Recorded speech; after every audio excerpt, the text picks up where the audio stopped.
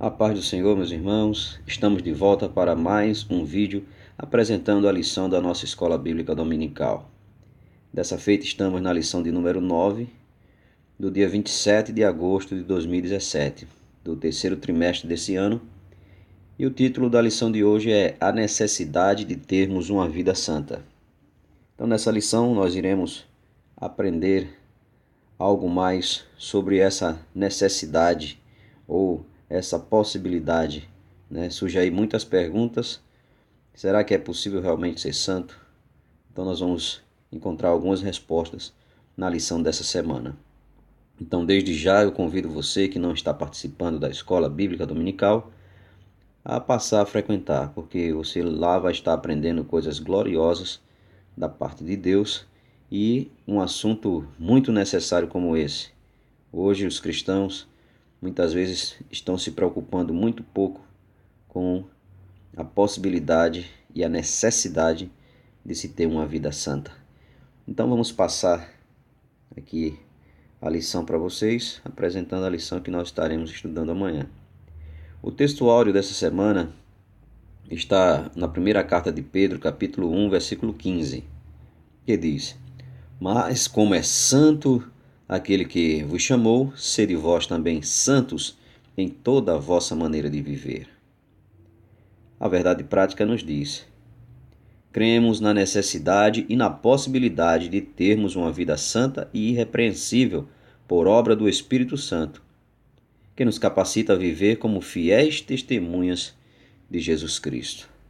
Então aí o credo, o cremos da Assembleia de Deus, que se reverteu em declaração de fé este ano, e essa lição nós estamos nos baseando exatamente na declaração de fé das Assembleias de Deus no Brasil.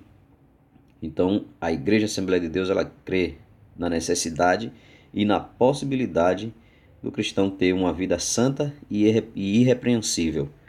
Isso aí é uma obra do Espírito Santo que vai nos capacitar a viver como fiéis testemunhas de Cristo. Amém?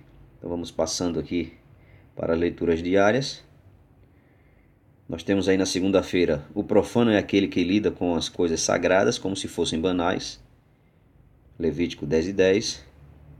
Na terça, Êxodo 26:33. Santo é a separação daquilo que é de uso comum. Na quarta-feira, Levítico capítulo 19, versículo 2. Deus é santo. Na quinta, Hebreus 9:14. O sangue de Cristo nos santifica. Na sexta, 1 de Pedro 1:16, Deus nos chamou para a santificação. E no sábado, Hebreus capítulo 12, versículo 14, sem a santificação, ninguém verá o Senhor. Então, já aí nesses textos, nós vemos que a santidade ou a santificação é algo muito necessário para a vida daquele que se dispõe a servir e a seguir a Cristo. Leitura bíblica em classe, ela está localizada na primeira epístola de Pedro, no capítulo de número 1, do versículo 13 ao 22. Então você pode estar lendo aí na sua lição, acompanhando na sua lição, ou mesmo dar uma pausa aqui no vídeo e ler também essa leitura muito importante na qual está baseada essa lição de hoje. Os objetivos. Temos como objetivo geral conscientizar os crentes a respeito da necessidade e da possibilidade de termos uma vida santa diante de Deus e da sociedade. Os objetivos específicos são 3. Conceituar a santidade, mostrar a necessidade de termos uma vida santa. E o terceiro, apontar para a possibilidade de termos uma vida santa. Daí nós passamos para o comentário em si. Temos aí a introdução. E o primeiro ponto, ele vem definir os termos santidade, Nós não iremos nesse vídeo, não é objetivo, nos aprofundar no comentário da lição, já que tem outros vídeos aí no YouTube, na internet, você vai encontrar vídeos completos aí de 1 hora, 40 minutos, se aprofundando mais no assunto da lição. Nosso objetivo aqui é apresentar a lição para você que não está participando. Ao ver o conteúdo da lição, que realmente está muito interessante, muito bom, você desperte para aprender a palavra de Deus. Pois Jesus disse que erra o homem em não conhecer as Escrituras nem o poder de Deus. Amém? Então, o primeiro subponto fala da santidade de Deus. Então, essa santidade de Deus é absoluta, pois Deus é santo em seu caráter e essência. Então, quando você pensar no máximo que você puder imaginar da santidade, essa santidade pertence a Deus. Então, ele é o santo dos santos. Santidade das santidades, ou seja, ele é o Deus santo por excelência. O segundo subponto, ele vem tratando aí dos significados dos termos hebraico e também dos termos grego, que falam sobre a palavra santificação ou santidade ou santo. E um dos significados aí que eu destaquei para você aqui em amarelo é que santidade é separar para Deus e retirar do uso comum. É como se você, quando está no mundo, ou alguém, quando está no mundo, ele tivesse ali um uso comum. Quando ele se converte a Cristo, ele passa agora a deixar esse uso comum e passa a ser algo separado para Deus. Então isso aí você vai entender melhor ao participar da escola bíblica dominical. No terceiro subponto do primeiro ponto, aí fala da exclusividade. Então o que é que vem aí a ser essa exclusividade, não é? Então, o que é sagrado não pode ter uso comum. Então, se você é alguém santo, se você é alguém separado, então o seu uso não pode ser o uso comum. Então, você é separado para o uso de Deus. Então, Deus é quem vai fazer o uso exclusivo de você.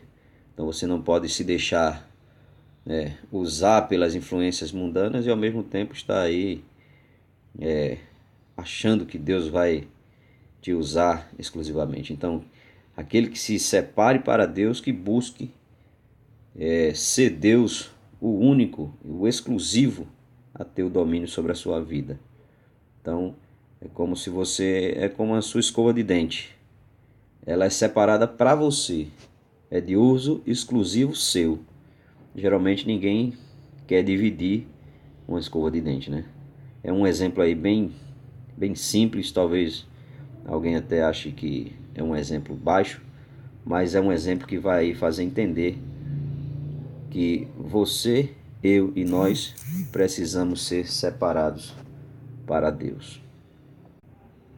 Continuando, o segundo ponto fala da necessidade de termos uma vida santa.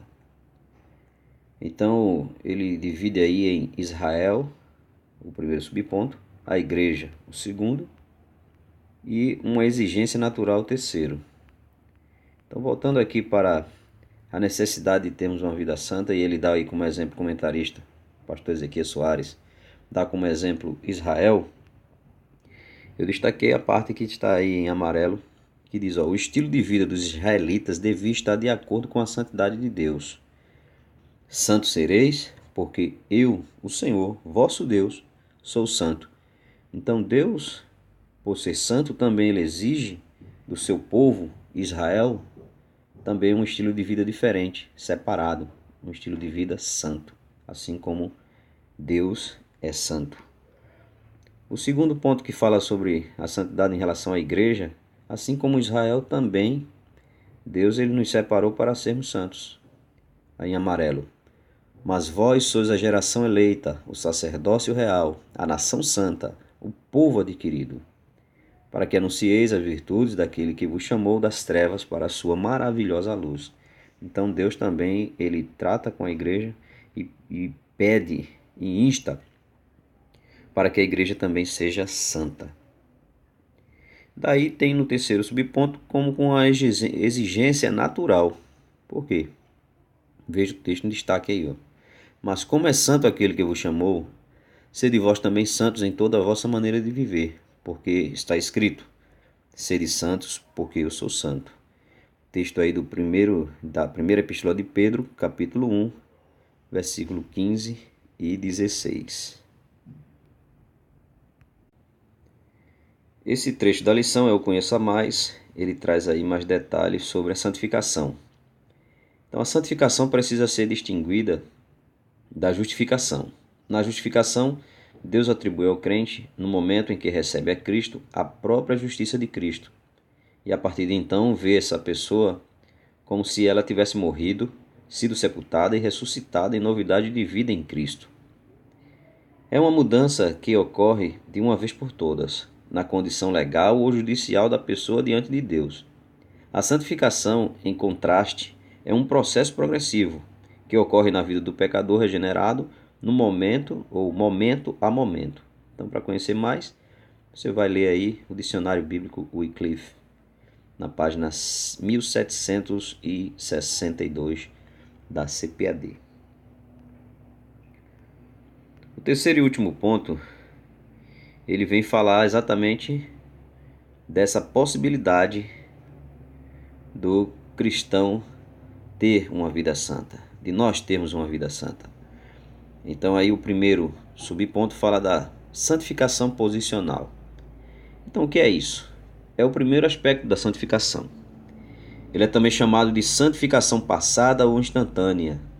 É posicional, pois acontece uma mudança no ser humano, de pecador para santificado em Cristo. Ou seja, naquele momento que você se arrepende dos seus pecados, aceita Cristo, você passa aí a um processo de pecador, de alguém separado, para alguém santo. A santidade de Cristo passa a fazer parte da sua vida. No segundo ponto, ou subponto, fala da santificação real, que é conhecida como santificação presente, ou seja, é a nossa condição hoje. Como é que está a nossa santidade real? Então ela é progressiva. A cada dia avançamos em santidade. Aí é o texto de 2 Coríntios capítulo 3, versículo 18. A cada dia avançamos em santidade. Aí o texto é: mas todos nós, com cara descoberta, refletindo como um espelho a glória do Senhor, somos transformados de glória em glória na mesma imagem, como pelo Espírito do Senhor. Então essa santidade é progressiva. Ontem eu era santo, mas hoje eu tenho o dever, eu tenho a obrigação, tenho o desejo de ser mais santo do que ontem e amanhã eu ser mais santo do que hoje. Então esse é o pensamento que o cristão deve ter. Aí o terceiro subponto fala da santificação futura, que aí eu destaquei o texto do seguinte, ó: na ressurreição seremos completos, e isso é extensivo à santificação. Quando o Senhor Jesus declara que transformará o nosso corpo abatido para ser conforme o seu corpo. Então, se aqui nós não conseguimos chegar à santificação ou a ser perfeitos, isso aí vai se concluir na glorificação do nosso corpo. Mas aí a nossa meta é buscarmos ser santos, o máximo que nós pudermos ser santos.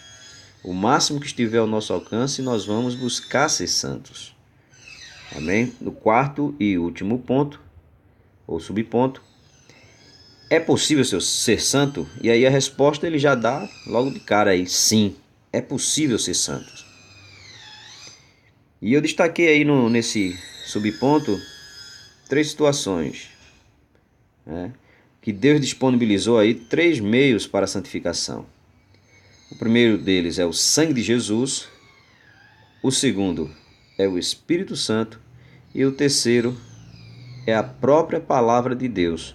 Então, se você quer se santificar, você pode se santificar, porque Deus ele já proveu aí os meios para que nós cheguemos a essa santificação. Amém? Então, isso é o que nós tínhamos para trazer para os irmãos dessa nona lição do terceiro trimestre de 2017. E como sempre faço, eu quero deixar aqui um convite para você que não está participando da Escola Bíblica Dominical. Compareça. Tenha o desejo de aprender, de crescer na graça e no conhecimento de Deus. E você acelerará esse processo ao participar da Escola Bíblica Dominical. Então que Deus te abençoe e te guarde, e a cada um de nós o Senhor continue nos ajudando e abençoando em nome de Jesus. Amém.